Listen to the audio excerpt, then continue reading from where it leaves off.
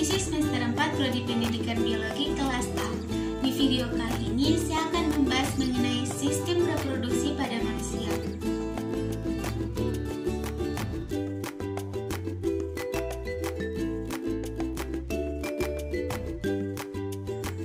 Sistem reproduksi pada manusia termasuk ke dalam kategori reproduksi seksual.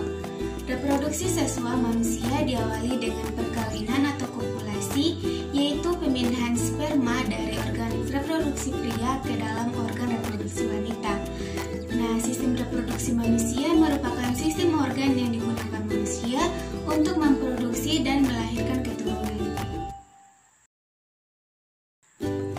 Yang akan kita bahas terlebih dahulu yaitu sistem reproduksi pada pria. Sistem reproduksi pada pria terdiri dari organ reproduksi bagian luar dan organ reproduksi bagian dalam. Organ reproduksi bagian luar terdiri dari penis dan skrotum, sedangkan organ reproduksi bagian dalam terdiri dari epididymis, vas deferens, kelenjar prostat, vesicula seminalis, dan uretra. Organ-organ reproduksi pria ini akan mulai berkembang pada saat usia 9-15 tahun dan akan berhenti berkembangnya pada usia 20 tahun. Organ reproduksi bagian luar yang pertama penis. Penis tersusun atas jaringan otot, jaringan spons, pembuluh darah, dan jaringan saraf. Penis dibagi menjadi dua bagian yaitu batang dan kepala penis. Pada bagian kepala terdapat kulit yang menutupi yang disebut dengan prepitium. Sedangkan pada bagian dalam penis terdapat saluran yang berfungsi mengeluarkan urin dan saluran untuk mengalirkan sperma keluar. Selanjutnya yaitu skrotum. Skrotum atau kantung piler berjumlah sepasang. Merupakan kantung yang di dalamnya berisi testis. Antara kantung kanan dan kiri dibatasi oleh sekat yang tersusun atas jaringan ikat dan otot polos atau otot dartos. Nah, otot dartos ini menyebabkan skrotum dapat mengendur dan berkerut. Selanjutnya, organ reproduksi bagian dalam. Organ reproduksi bagian dalam yang pertama testis. Testis merupakan tempat pembentukan sperma dan beberapa jenis hormon kelamin jantan. Peristiwa pembentukan sperma di dalam testis ini disebut dengan spermatogenesis. Testis terletak di antara skrotum atau kantung piler yang berfungsi untuk mengatur suhu testis agar sesuai dengan pembentukan sperma. Selanjutnya epididymis. Epididymis merupakan saluran-saluran yang lebih kecil dari vas deferens.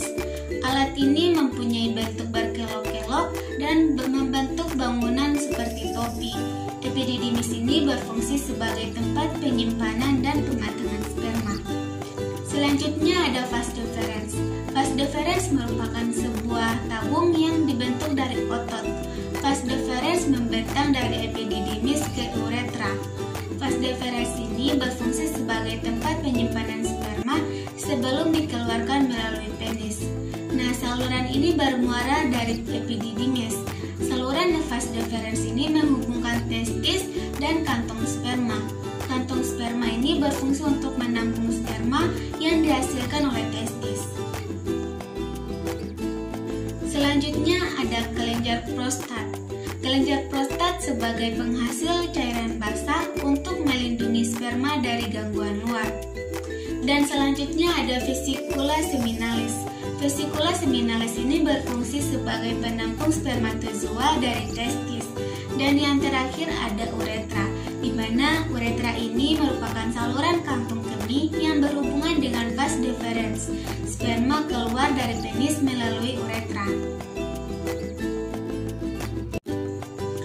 Selanjutnya yaitu sistem reproduksi pada wanita.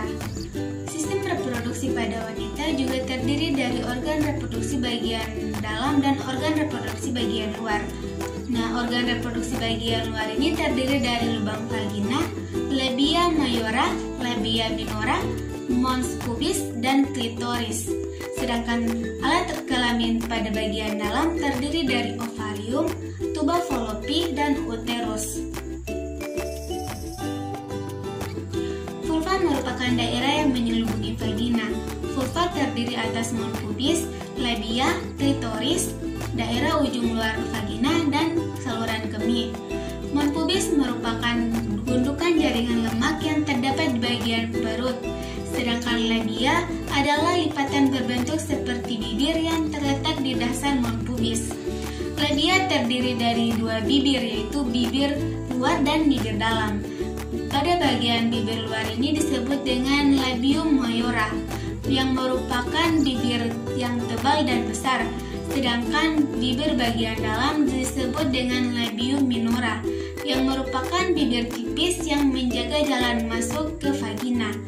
Yang terakhir yaitu ada klitoris, terletak pada pertemuan antara kedua labia minora dan dasar monopubis. Ukuran dari klitoris ini sangat kecil, sebesar kacang polong, dan penuh dengan sel saraf sensorik dan pembuluh darah. Selanjutnya ada vagina. Vagina adalah saluran yang elastis yang panjangnya sekitar 8-10 cm dan berakhir pada rahim. Vagina dilalui darah pada saat menstruasi dan merupakan jalan lahir. Karena terbentuk dari otot, vagina bisa melebar dan menyempit. Pada bagian ujung terbuka, vagina ditutupi oleh selaput tipis yang dikenal dengan istilah selaput darah. Membran ini dapat robek akibat dari aktivitas yang berat. Selanjutnya ada serviks. Serviks disebut dengan rahim mulut. Serviks terletak di bagian terdepan dari rahim dan menonjol ke dalam vagina, sehingga berhubungan dengan bagian vagina. Serviks merupakan cairan berlendir. Nah, pada waktu ovulasi, cairan berlendir ini menjadi banyak, elastis, dan licin. Ini membantu spermatozoa untuk mencapai uterus. Selanjutnya, saluran yang berdinding tebal ini akan menipis dan membuka pada saat proses persalinan dimulai. Selanjutnya ada rahim. Rahim disebut juga uterus, berbentuk seperti buah pir, berongga, dan berotot. Rahim berfungsi sebagai tempat untuk perkembangan embrio menjadi janin. Dinding rahim memiliki banyak pembuluh darah, sehingga dindingnya yang menebal ketika terjadi pertumbuhan janin. Rahim terdiri atas 3 lapisan, yaitu lapisan parametrium, myometrium, dan endometrium. Nah, yang pertama yaitu lapisan parametrium, merupakan lapisan paling luar dan yang berhubungan dengan rongga perut. Selanjutnya ada lapisan myometrium yang merupakan lapisan yang berfungsi untuk mendorong bayi keluar pada proses persalinan. Yang terakhir ada lapisan endometrium, di mana lapisan ini merupakan lapisan di dalam rahim yang menempelnya sel telur yang sudah dibuahi, dan lapisan ini terdiri atas lapisan kelenjar yang berisi pembuluh darah. Selanjutnya ada ovarium. Ovarium disebut juga dengan indung telur. Ovarium ini menghasilkan sel telur yang letaknya di sebelah kiri dan kanan rongga perut pada bagian bawah. Ovarium berhasil memproduksi sel telur jika wanita telah dewasa dan mengalami menstruasi. Nah, setelah sel telur masak, akan terjadi ovulasi, yaitu pelepasan sel telur dari ovarium. Nah, ovulasi ini terjadi setiap 28 hari. Yang terakhir ada tuba falopi. Tuba falopi disebut juga dengan saluran telur. Saluran telur ini adalah sepasang saluran yang berada pada bagian kanan dan kiri rahim sepanjang lebih dari 10 cm. Saluran ini menghubungkan rahim dengan ovarium melalui fimbria. Ujung yang satu dari tuba falopi akan bermuara di rahim, sedangkan ujung lainnya merupakan ujung bebas dan terhubung ke dalam rongga abdomen. Ujung yang bebas berbentuk seperti umbayan dan bergerak bebas. Sedang ujung ini disebut fimbria dan berguna untuk menangkap sel telur saat dilepaskan oleh ovarium. Selanjutnya proses reproduksi. Reproduksi manusia bermula dari pertemuannya sel jantan atau spermatozoa dan sel telur atau ovum. Setiap sel telur masak yang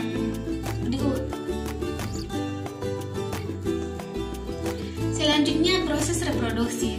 Reproduksi manusia bermula dari pertemuannya sel jantan atau spermatozoa dengan sel telur atau ovum. Setiap sel telur masak yang ukurannya sebesar tanda titik dan ini jatuh melalui salurannya menuju rahim.